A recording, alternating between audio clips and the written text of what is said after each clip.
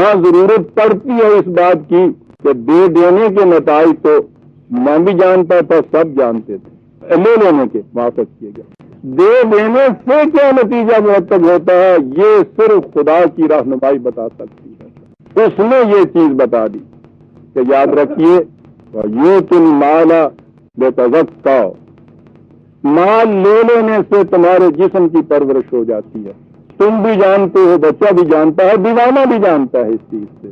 مال دے دینے سے تمہاری ذات کی نشو و نما ہوتی ہے، اسے تم نہیں سمجھ سکتے کہ جب تک ہم نہ بتاتے تمہیں۔ پڑ گئی ضرورت وہی کی عزیزان من۔ روٹی کھا لینے سے کیا ہوتا ہے ڈاکٹر بتا دے گا، مشینیں بتا دیں گی، سائنٹسٹ بتا دے گا، جسم کا نتیجہ بتا دے گا۔ نہ خدا کو ماننے کی ضرورت ہے، نہ کسی رسول پہ ایمان لانے کی ضرورت ہے۔ اس کے دے دینے سے کیا ہوا؟ ساری دنیا کہے گی مال ہاتھ سے جاتا رہا، لیکن اس کے بعد کچھ ملا مجھے، سائنٹسٹ نہیں بتا سکتا، ڈاکٹر نہیں بتا سکتا، آپ کا جسم نہیں بتا سکتا، کبھی قوانین نہیں بتا سکتے۔ دینے سے کیا ملا؟ اس کے لیے یہ وہی قانون بتا سکتا تھا کہ جو جسم سے ماورا کسی چیز سے متعلق ہو اسے انسان کی ذات کہا جاتا ہے، جس میں جسم کے ڈس انٹیگریٹ ہونے کے بعد بھی آگے چلنا ہے اور باقی رہنا ہے۔ معلوم ہوا ایمان کی ضرورت کیا ہے؟ یہ خالی خدا کو مان لینے والا کہ ہاں عرش پہ بیٹھا ہوا ہے، اس میں تو یہ بات نہیں آتی۔ خدا کے اس قانون پر ایمان کہ لے لینے سے تو ذرا وقتی فائدہ ہوتا ہے، طبی فائدہ ہے، کتنا زیادہ سے زیادہ اٹھا لو گے فائدہ، کتنے دن تک کے لیے، لیکن دے دینے سے اس کے وہ شے کہ جو موت سے بھی نہیں مری اور آگے چلتی ہے، اس سے اس کی پرورش ہو جائے گی۔ یہ ہے ایمان عزیزان من۔ اس لیے پہلے یہ بات کہی، اس ایمان کے بعد ورنہ باقی دنیا میں خدا کا نام ماننے والے بھی کہتے ہیں خراب دے دیتا ہے، یہ کچھ کر دیتا ہے۔ اس نے پہلے بنیاد بنانے کے بعد یہ کہا وَآتَ الْمَالَ عَلَىٰ حُبِّهِ، دیتا ہے وہ عَلَىٰ حُبِّهِ۔ یہ بڑی عجیب چیز کہ اس گائیڈ، اس رہنمائی جو ہے اس کو بیچ میں سے چھوڑ دیجئے۔ دنیا کا ہر قاعدہ قانون، ہر ناصح مشفق یہی بتائے گا مال کی بڑی کشش ہے، اور ہر شخص جانتا ہے۔ صاحب پاگل جو ہے وہ بھی اپنے ہاتھ میں پیسہ لے کے نہیں چھوڑتا، اس کی تو عَلَىٰ حُبِّهِ کیا بات کہی ہے کہ یہ جو حب ہے اس کی کشش ہے، اس کے لیے تمہیں کسی آسمانی رہنمائی کی ضرورت نہیں تھی۔ یہ تو تم جانتے ہو، سب جانتے ہیں، بچہ جانتا ہے جس کے ہاتھ میں پیسہ مل جائے کہ پیسہ ملنے سے کیا ہوتا ہے، ٹافی ملتی ہے، غبارہ ملتا ہے، بچہ جانتا ہے۔ نہ خدا پہ ایمان کی ضرورت تھی، نہ وحی پہ ایمان کی ضرورت، عَلَىٰ حُبِّهِ اس کی کشش جو ہے وہ تم خود جانتے ہو، ہر انسان جانتا ہے۔ اس کی کشش کے الرغم اس کو دوسرے کو دے دینا جو ہے، یہ کوئی اور قانون کبھی نہیں بتا سکتا کہ اس سے کیا ملتا ہے۔ اس کے لیے خدا کی وحی پر ایمان کی ضرورت ہے۔ عَلَىٰ حُبِّهِ یہی وہ چیز ہے۔ قرآن سارا آپ دیکھیں گے انفاق انفاق انفاق، کبھی قوانین آپ کے ہاں کے جمع جمع جمع سمیٹنا، لیتے چلے جانا۔ قرآن نے کہا کہ ان کی روش زندگی جمع مال و عدہ، جمع کرتا ہے اور پھر روز بینک بیلنس دیکھتا ہے کتنا ہو گیا، جمع فاوعى تھیلی میں ڈالتا ہے اور اوپر کس کے باندھتا ہے اس کو۔ یہ کسی وحی کی ضرورت نہیں اس کے لیے، عَلَىٰ حُبِّهِ ٹھیک ہے۔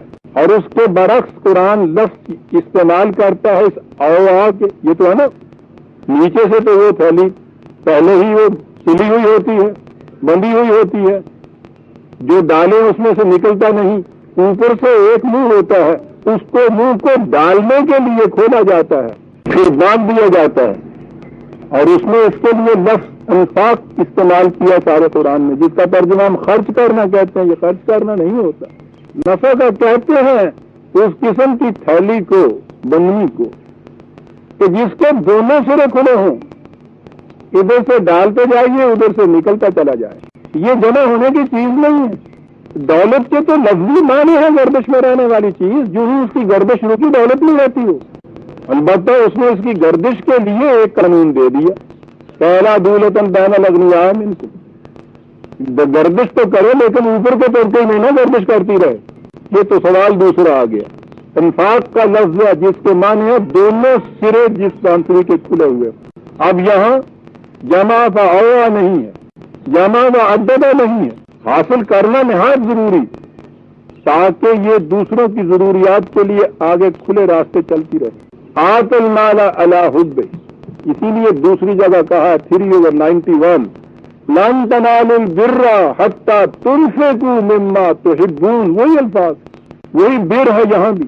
نہیں پہنچ سکتے تم کشاد کو, زندگی کی وسعتوں کو نہیں حاصل کر سکتے. لن تنالوا البر تا وقت کہ تم وہ چیزیں جن کی سب سے زیادہ کشش ہے تمہارے اندر اس مال کی, مما تحبون, یہاں لفظ تم سے تو آیا ہے.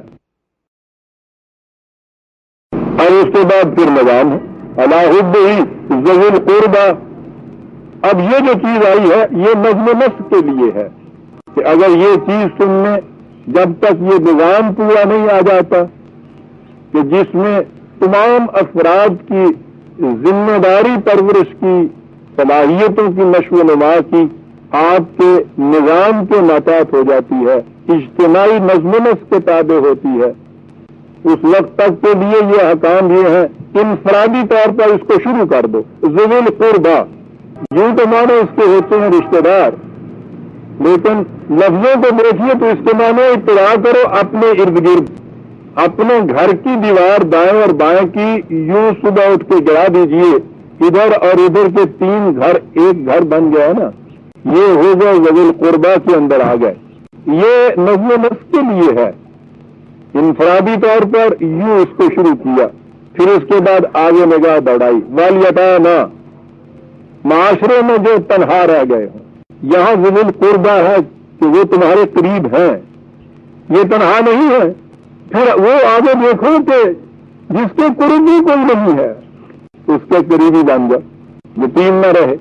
والمساکین, کل تک کام کاج کرتا تھا, ایک حادثہ گزرا, اس کی حرکت مبدل بسکون ہو گئی, ساکن ہو گئی, رک گئی چلتی ہوئی گاڑی اس کی. اٹھو, ایک دھکا دے دو اس کو بھی, بیٹری کام نہیں کر رہی, ذرا سا دھکے دینے کی ضرورت ہے, تھوڑا سا پش کر دو گے چل پڑے گی گاڑی. یہ ہے مسکین, کے لیے یہ کر دو. وابن السبیل, کہاں تک جاتا ہے قرآن. دنیا جب یہ کہا کہ یہ اپنے ارد گرد اپنے, یہ تو نظر آیا کہ یہ بھی ایک گروہ بندی ہے. یہیں تک ہے یہ جو کچھ کہہ رہا ہے کہ جو اپنے ہیں تمہارے, انہیں تک یہ چیز کرو. بات نہیں, تمہارے ہاں سے جو گزرنے والا ہے اس کو بھی دیکھو, اس کو اگر ضرورت ہے اس کو بھی لو. اور مسافر کے مقابلے میں ابن سبیل تو وہ کہتے ہی اس مسافر کو تھے جس کی کوئی ضرورت رک جائے اور وہ آ جائے تمہارے پاس. اپنے اور بیگانے اس میں سارے آ گئے. یہ بھی قریبی ہو گیا تمہارا جو راستے گزرتے ہوئے تمہارے ہاں سے گزر کے چلا گیا ہے. والسائلین, کام کر رہا ہے, محنت کر رہا ہے, اس محنت کے ناحاصل سے ضرورت پوری نہیں ہوتی, کمی رہ جاتی ہے, اسے سائل کہتے ہیں. اس معاشرے میں تو اس سے تو کسی کو واسطہ نہیں ہے کہ اس کی ضرورت اتنے میں پوری ہوتی ہے یا نہیں جتنا ملتا ہے. یہاں تو یہ ہے نا کہ صاحب ٹھیک ہے تم تو روز مقرر کیے, بڑے سے بڑا جو اپنے آپ کو حاضر جو ہے وہ عادل کہتا ہے وہ یہ ہے کہ صاحب میں تو شام کو اس کا پسینہ خشک ہونے سے پہلے اس کی مزدوری دے دیتا ہوں. بھائی یہ بات ٹھیک ہے, 3 روپے مقرر کیے تھے, 3 روپے شام کو دیے, اس 3 روپے میں اس کے بچوں کے لیے آٹا آ سکتا ہے یا نہیں. وہ کہتا صاحب یہ تو میرا کام نہیں, یہ اس کا کام نہیں, یہ اس معاشرے میں کسی کا بھی کام نہیں کہ وہ یہ دیکھے. مبنی پر انصاف معاشرہ اسے کہا جاتا ہے جس میں یہ ویجز اس کو ملتی ہیں. ایک تو وہ ہے نا کہ دھاندلی سے یہی نہیں دیتے, دیتا رہ رہا ہے مزدور. اچھا معاشرہ وہ گنا جاتا ہے جس میں یہ اچھا فرد وہ گنا جاتا ہے کہ صبح کو اس کے ساتھ بات طے کرے, شام کو یہ دے دے.